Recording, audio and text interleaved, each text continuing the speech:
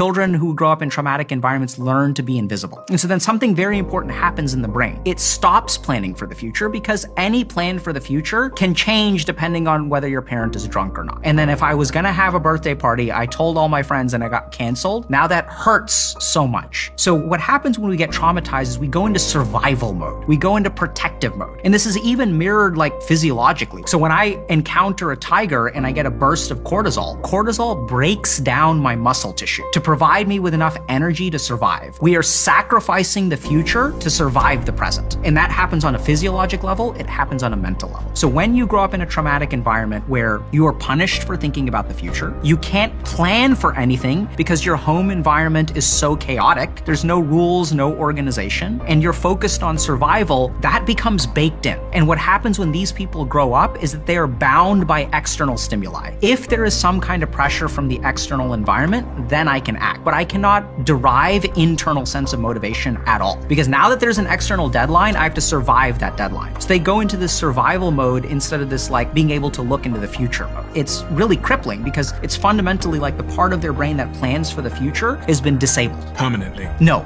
That can be rewired. It's just been disabled in this way, right? So like that's your default state. Then what we have to do is like undo that.